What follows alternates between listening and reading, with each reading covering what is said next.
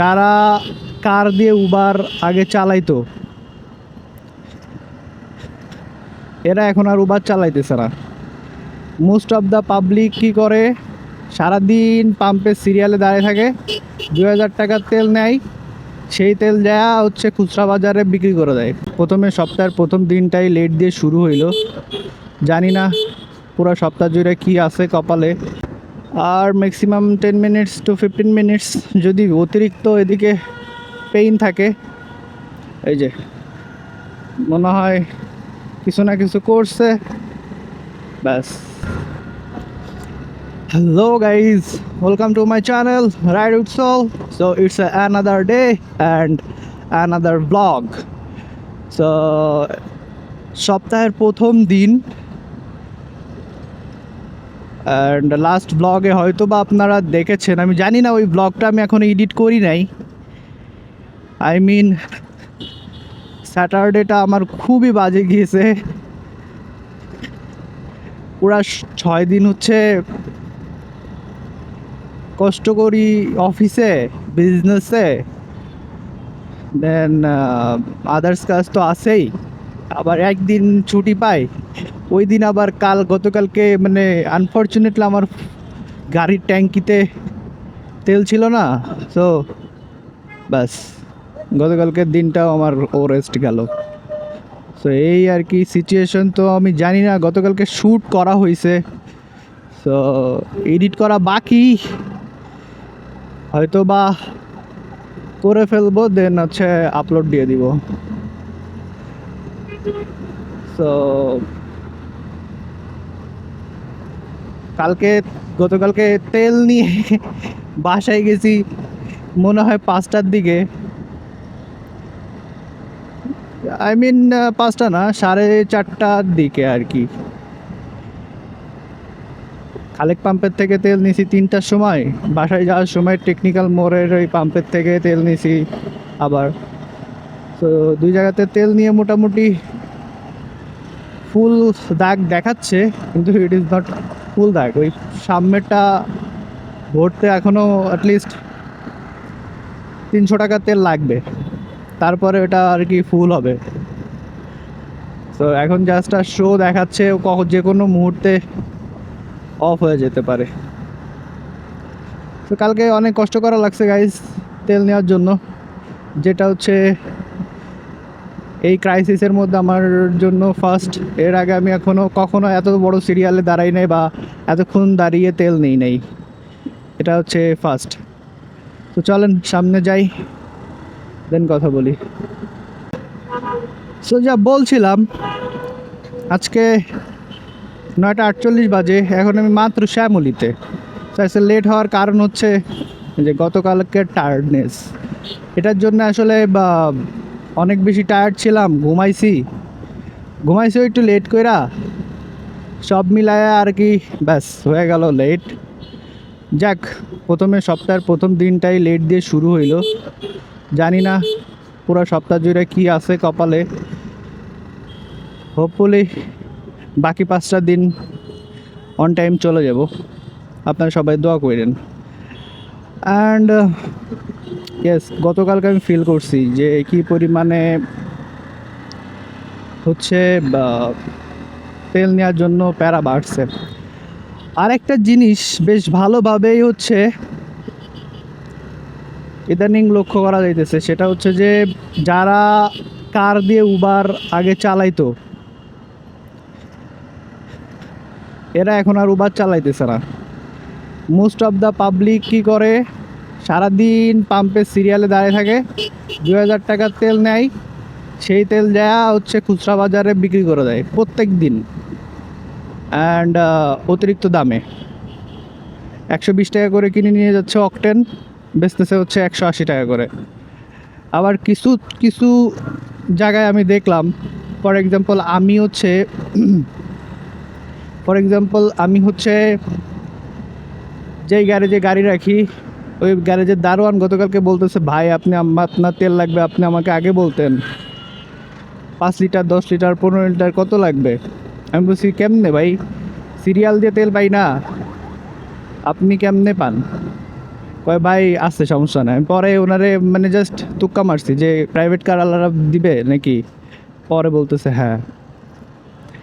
So এই হচ্ছে situation, এটা দেখার কেউ নাই। সবাই শুধু বাইকারদেরই দোষ খুঁজে, বাইকাররাই নাকি তেল বারবার নিতেছে, দেন স্টক করতেছে, এই করতেছে সেই করতেছে, but it is not actual truth. বাইকে তেল ধরে আমার ট্যাঙ্কিতে 12 লিটার। আরে ভাই, 12 লিটার তেল দিয়ে ম্যাক্সিমাম চলা যায় 400 কিলোমিটার, 500 কিলোমিটার। আমার গাড়িতে যদি আমি চালাই 450, 500 এমন এমন যায়। তো সেখানে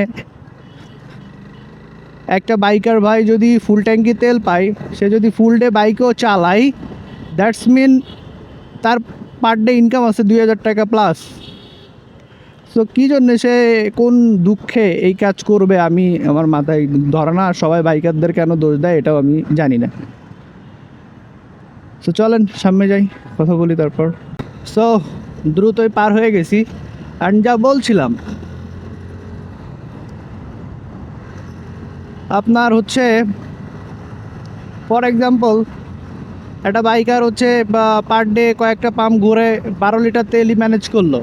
ধরেন তার হচ্ছে 120 টাকা করে কিনে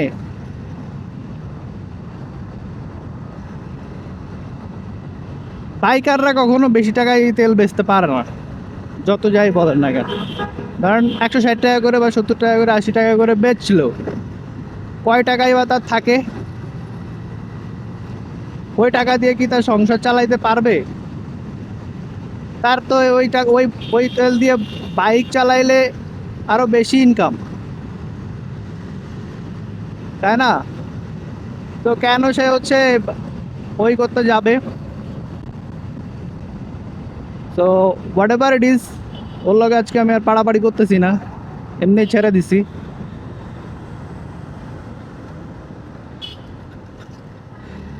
তো সব মিলায় দেখলাম যে 2000 টাকার তেল নিচ্ছে, অ্যান্ড সেটা বেচতেছে 3300 টাকা, 1500 টাকা থাকতেছে। দ্যাটস মিন ওকে, গাড়ি না চালায় 1500 টাকা তার ইনকাম হয়ে যাইতেছে।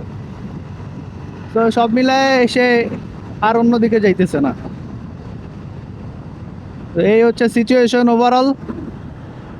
আমি জানি না প্রশাসন এই জিনিসটা কতটুকু দেখে, বাট দেখা উচিত।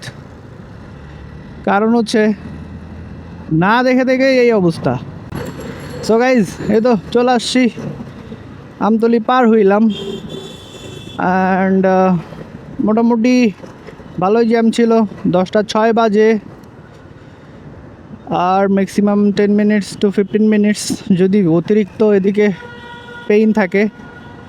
এই যে মনে হয় কিছু না কিছু করছে, ব্যাস এখন পিছনে গাড়ি ঘোড়া লেগে যাবে, জ্যাম বাঁচাইছে আল্লাহ। তো প্রতিদিন মানে রাস্তায় আমি বেশিক্ষণ থাকি না। ধরেন অফিসে যাওয়ার সময় 13 মিনিট, 45 মিনিটস, 15 মিনিটস, ধরেন ম্যাক্সিমাম 1 আওয়ার। এরপরে হচ্ছে অফিস থেকে যাওয়ার সময় 1 আওয়ার, 2 আওয়ার অফিসে থাকি, তার মধ্যে 1 আওয়ার আমি হচ্ছে ব্লগিং করি না। রিজন কি? আমার ভালো লাগে না রাতে ব্লগ করতে, বা হচ্ছে অফিসের পরে অনেক টায়ার্ড লাগে।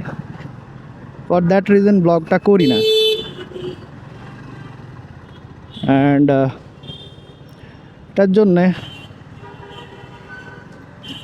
অ্যান্ড এইটুকু টাইমের মধ্যে কত কিছু দেখি। দ্যাটস মিন আমি যদি বেশি না, প্রতিদিন দিনের বেলায় 3 ঘন্টা 4 ঘন্টা রাইড করি, তার মানে কত কিছু সামনে আসবে।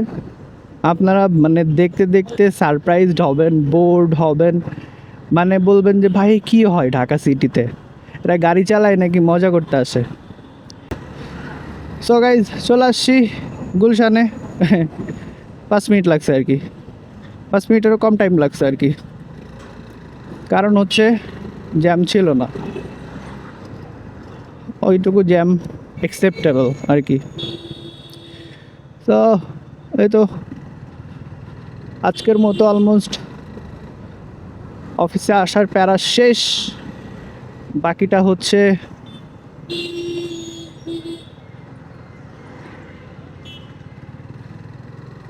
Safely reached. হোপ আপনারা এই মোটো ব্লগ এনজয় করতেছেন। ভ্যারিয়েশন নিয়ে আসবো, বাট একটু লেট হবে, বাট হ্যাঁ ভ্যারিয়েশন পাবেন। So hope you guys enjoy this blog, and if you guys enjoy this blog please do subscribe and please hit the bell icon. So আজকে এই পর্যন্তই। কালকে এটারে গোসল করাইছি, এখন নীলপরি হচ্ছে ফ্রেশ ফ্রেশ ভাইব দিতেছে। আসলে অল্প দিনে বেশি চালাই ফেলছি, এই হচ্ছে কথা। অনেক সাপোর্ট করে। সো থ্যাংক ইউ গাইজ, আসসালামু আলাইকুম।